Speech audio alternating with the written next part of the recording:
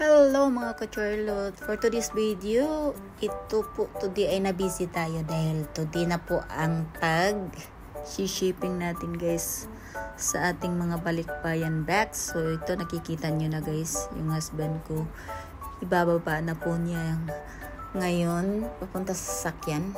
So hindi ko na lang pinapakita kung paano binaba.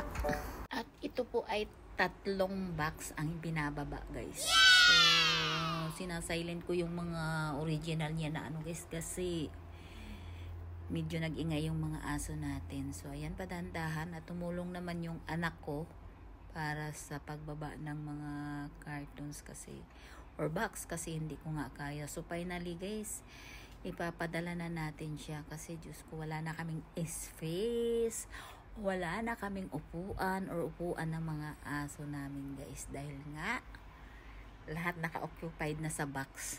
So malalaking box ang na siya. Thanks God.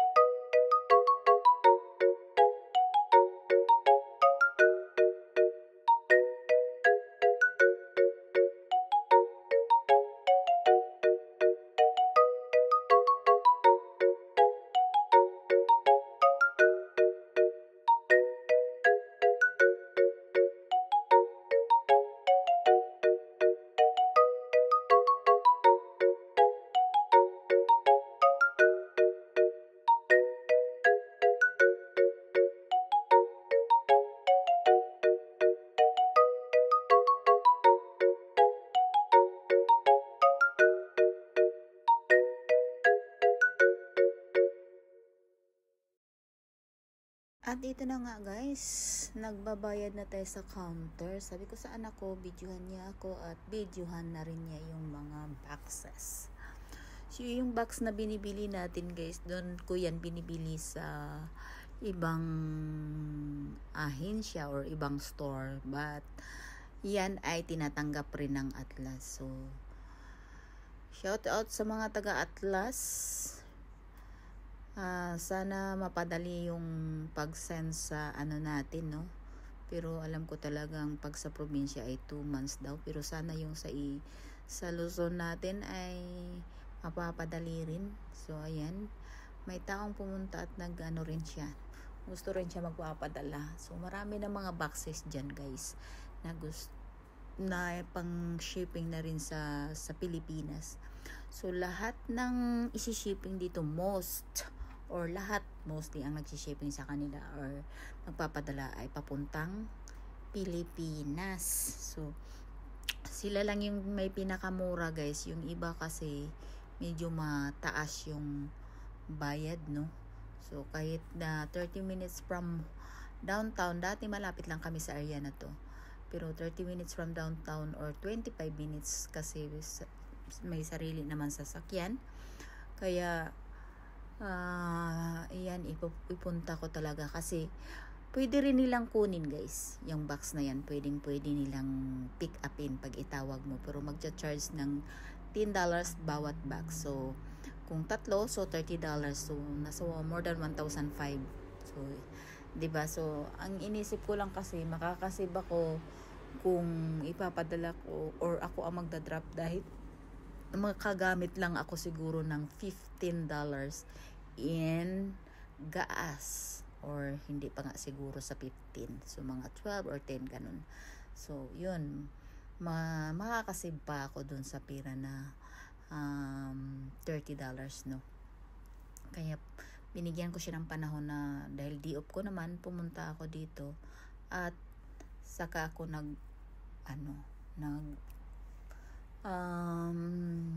bayad sa ay inaisikaso ko talaga, dahil nga today yung natin.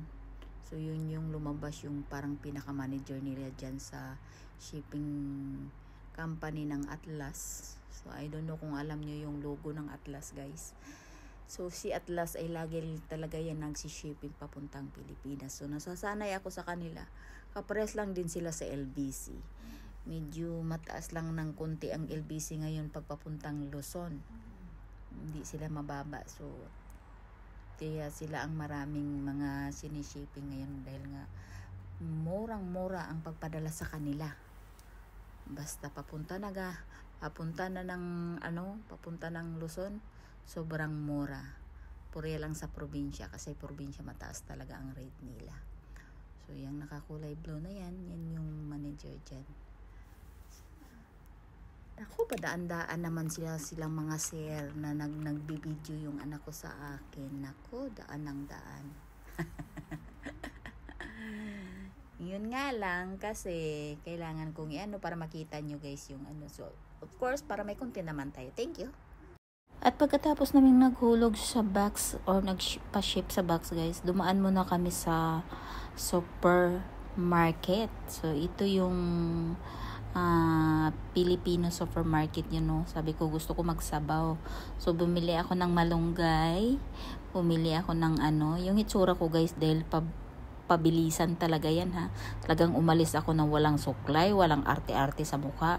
Dahil sabi ko para madali, para kasi yung time is hapon na 3 PM na. So, kailangan mahulog kasi may na ako, guys, may trabaho na ako bukas. Kaya, yan. So, ayan, nakakita ako ng langka. Pero yung langka ay overripe naman. Ayaw ng anak ko. At bukod sa overripe, guys, take note, $11 sounds 600 in piso. So, sobrang mahal yung slice na yun. So, magbayad na tayo dyan. At pagkatapos, guys, nagutom kami. Kaya pumasok kami si Jabi na naman. So, ayan. Kumain na naman kami dito para lang malamanan yung tiyan. Ako naman ay mahilig kasi nakakasawa na talaga, guys. Mahilig lang ako sa french fries. Of course, sinalihan ko na rin ng So, habang nag-aantay kami, nag-usap-usap lang muna para So, thank you.